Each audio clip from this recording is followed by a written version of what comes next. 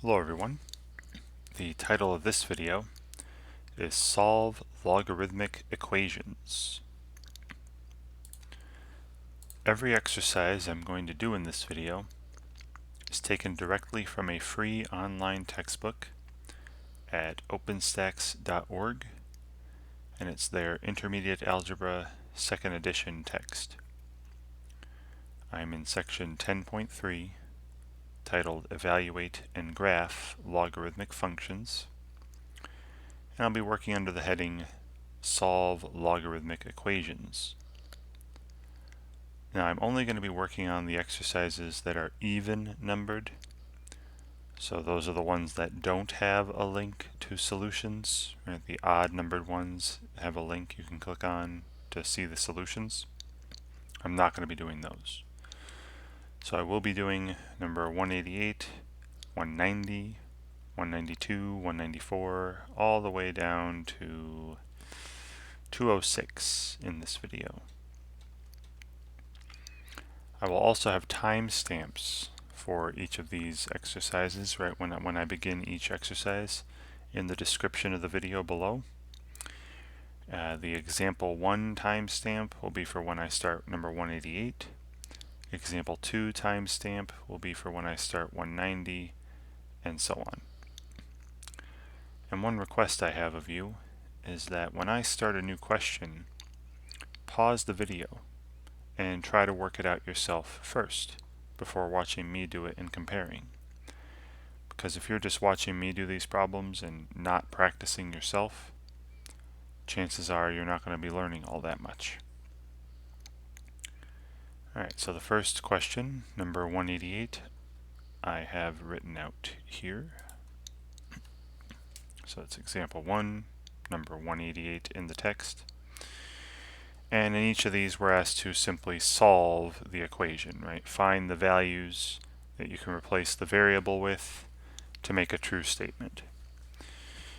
So first off, what we're going to be doing in every single one of these is changing from logarithmic form to exponential form. So I'm hoping you recall how to do this. I put out a video before this as well on how to, convert from, exponential form to logarithmic form. So remember, exponential form was a statement like this. You have a b, some base b to a power p equal to a number n. Well, this was equivalent to the following statement, right? In logarithmic form, I'll say log form. Remember, logarithms is a fancy word for exponents, which is also a fancy word for powers, right? But logarithms are exponents. So the exponent, p, is what the logarithm is equal to. And the base on that logarithm is the base on the exponent. So log base b of, and then the number on the other side over here of n, right? So you should be able to switch back and forth between these. All right. So I'm hoping this rings a bell, hoping this looks familiar to you, because I'm going to be using it in, I think, pretty much every single one of these problems. One other thing to note is that the base, right, the base b here, the base of the logarithm, the base must be positive. Alright, because some funky stuff happens when bases are negative and you're dealing with exponential expressions and logarithmic expressions.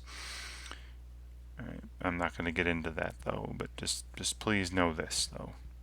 Right, we've seen this as well in previous videos. When we're talking about logarithmic functions, exponential functions, the base is going to need to be a positive number. Alright, so keeping that stuff in mind, let's get to it. So example 1, number 188, right, we have the log base a of 16 equals 2. So I'm trying to find the base. Right? So what base raised to the second power would give me 16? And remember, the base needs to be positive. So the answer is 4. Alright, but say you didn't see that. I'm going to change to the equivalent exponential form, saying that the log base a of 16 is 2 is the same as saying that a to the second power equals 16. And then solving this for a, we get a equals positive 4 or a equals negative 4. But like I said earlier, right, the positive 4 is fine. Right, the log base 4 of 16 is 2, and you have a positive base. But we're not going to consider any negative bases. Right, so the base on a logarithm must be positive. So yeah, negative 4 squared is 16. But as convention, right, the bases on a logarithm must be positive, and that's why I'm eliminating negative 4. Okay, so the only solution to this equation is a equals positive 4, and of course check it. Right? 4 to the second power is 16. Great.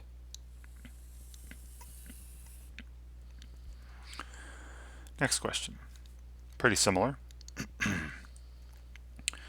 The log base a of 8 equals 3. So again, you can probably figure this out without doing much. What base to the third power? Remember, logs are equal to exponents. This is a power over here on this base. A to the third power equals 8. Well, a must be 2 then, right? 2 to the third power is 8. But let's get to that here. Right? I'm going to change this to the equivalent exponential form. A to the third power equals 8, right? And then we solve this equation. Cube root of both sides, a equals 2. Right? Now there are some other solutions, but they would have an imaginary number in them. So we're only looking for the real solutions, and you can check it. The log base 2 of 8 is 3, right? 2 to the third power is 8. That works. Great. All right, next question. But yeah, so all these are very similar. Right? The method I'm using, the transferring to exponential form and then solving for the variable and then checking my solution, right? I'm doing that with all these. So exercise 192 from the text, number 3 here. Same as numbers 1 and 2, I'm trying to find the base, right? The log base a of 32 equals 2, and this one's a little trickier. What number to the second power would be 32? Well, that would just be the square root of 32, right? Well, we'll see that. So a, change again to exponential form. So a to the second power equals 32, and then I can solve this quadratic equation with the square root property. So a is either equal to the square root of 32 or the negative square root of 32. But as I said on the first page, right, a is the base of a logarithm, and we have decided, it's been decreed that the base of a logarithm can't be negative, so I'm not taking this negative solution here. So this has got to be it, but of course you'll always be asked to simplify your results. Right, the square root of 32 is 4 times the square root of 2 when you totally simplify the radical. Right, it's the square root of 16 times the square root of 2. So this is how we'd accept this, right? 4 times the square root of 2. And you can check it, take this number, raise it to the second power, you would get 32. So the log base 4 root 2 of 32 is indeed 2. This works. Great. Alright, so example 4, exercise 194 from the text. Alright, so this is a little different. Now the base is known. we don't know the input of the log, the argument, right? The variables inside the logarithm. But still, the procedure is going to be the same, right? I'm going to change to exponential form and solve for the variable, get the variable alone. Now, hopefully this looks familiar as well. This ln, this is the natural logarithm. Remember, this is the same as the log base e of x equals 5, right? Remember that number e, which was 2.718 something, right? That was called the natural base. So this is the natural logarithm, a logarithm base e. So you can rewrite it this way if you wish. I mean, there's no harm in that. And then I can change to the exponential form. Say, well, e to the 5th power must be equal to x, and that's it. X is solved for. The end. And that's a positive number for sure. Remember, the input of a logarithm can only be positive as well. Right? You can't take the log of 0. You can't take the log of a negative number and get a real number output, right? And this is positive, e to the 5th. Now you could approximate this as well. They didn't say it. They didn't ask us to round, but if I wanted to, I'll pull up a calculator. Let's see what e to the 5th is. All right. E to the 5th power is 148.413. So x is approximately 148 point. Sorry, let me get it on the screen here. All right, so this answer, where you just left x as e to the 5th, this would be considered, the exact answer, where you don't punch it in a calculator. And then this answer here would be an approximate answer, right? An approximation of the exact answer. That's 2 P's, sorry, APP. This is an approximation, and I rounded to the nearest thousandth. I mean, they didn't say anything. They didn't tell us to round.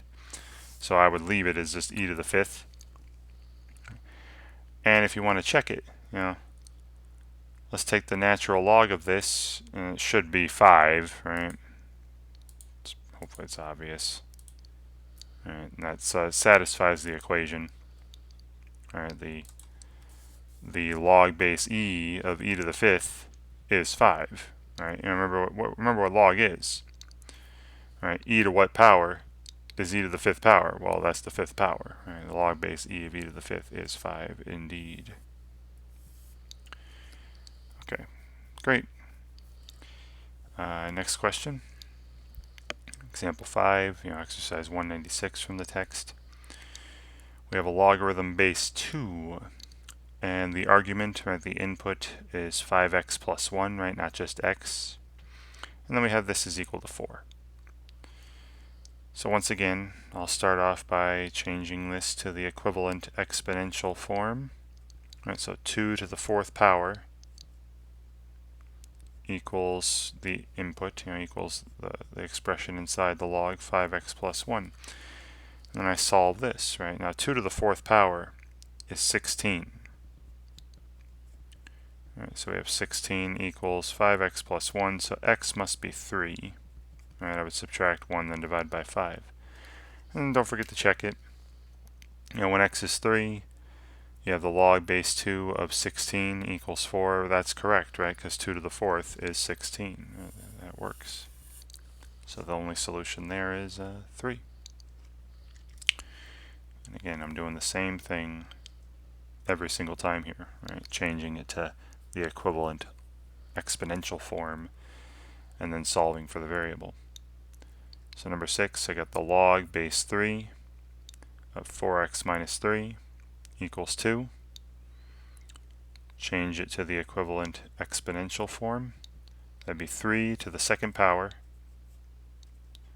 equals 4x minus 3. And 3 squared is 9. And x must be 3 again. Right. I would add 3, get 12, then divide by 4 to get 3. And then if you check that, 4 times 3 minus 3 is 9. The log base 3 of 9 is 2, right? That's true because 3 to the second power is 9. That definitely works. Great.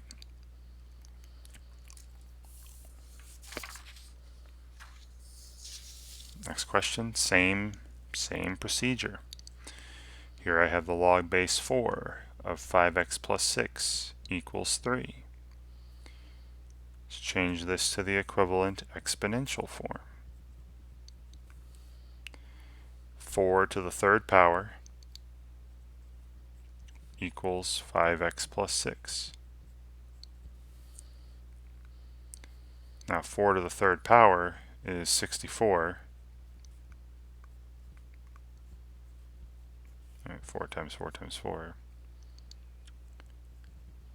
And then subtracting 6, give me 58 equals 5x. And then dividing by 5, we get x equals 58 fifths. Right, or if you want to change it to a decimal, that would be 11.6, right, 11 and 3 fifths. And then check it. When x is 58 fifths, this would be 58 plus 6, 64. The log base 4 of 64 is 3, since 4 to the third is 64, right? That works. Wonderful.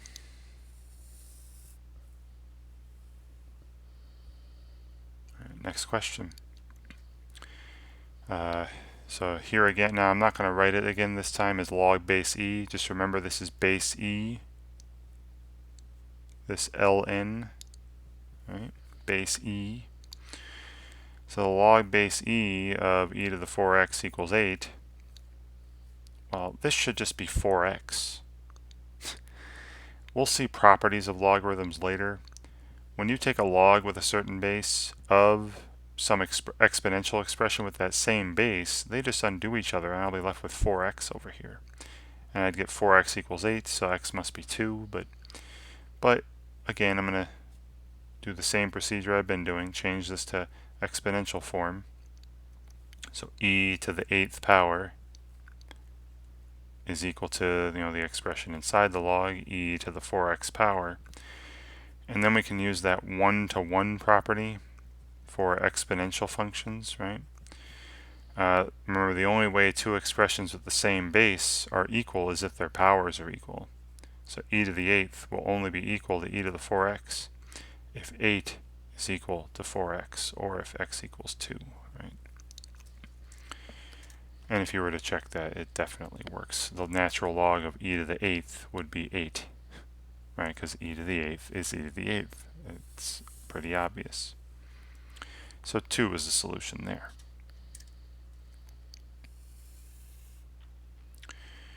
Alright, question 9, example exercise 204 from the text. We have log of x squared equals 2. Now this is another one I'm hoping you're familiar with, right? In this text, when you see a log with no base, see there's no base here, that's base 10. All right, common logarithm. All right, so this would be the same as the log base 10 of x squared equals 2 if you want to write it that way. Or just remember that this is base 10.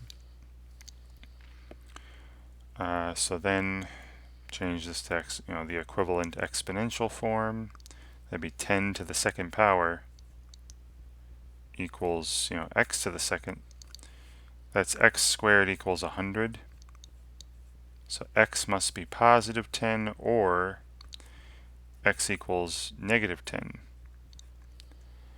Alright, now I know earlier we didn't accept the negative answers because the variable we were solving for was the base of a logarithm, but that's not happening here.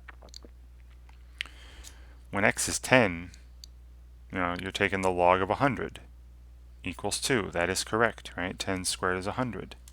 So 10 works, but so does negative 10 this time. When I plug in negative 10 for x, right, it's inside the log. It's not the base of the log. Negative 10 squared is positive 100. and the log of 100 is 2, and that also works. So this actually has two solutions, positive 10 and negative 10. And again, that's because we weren't finding the base of the logarithm, right? We're finding something that goes inside. Now, as long as the number inside ends up being positive, we're good, right? You can only take the log of positive numbers and get a real result. But either way you do it, you plug in 10, you plug in negative 10, you end up with positive 100 inside the log. So both of these work. I hope that's clear. All right, and then the final question, very similar to all the others. I have the log base 2 of x squared minus 4 equals 5. Solving for x. Right? So once again, the variable's inside a logarithm. I don't want it to be inside a logarithm anymore, so I change it to the equivalent exponential form. That'd be 2 to the 5th power equals x squared minus 4. Alright, well, 2 to the 5th power is 32, right? Equals x squared minus 4.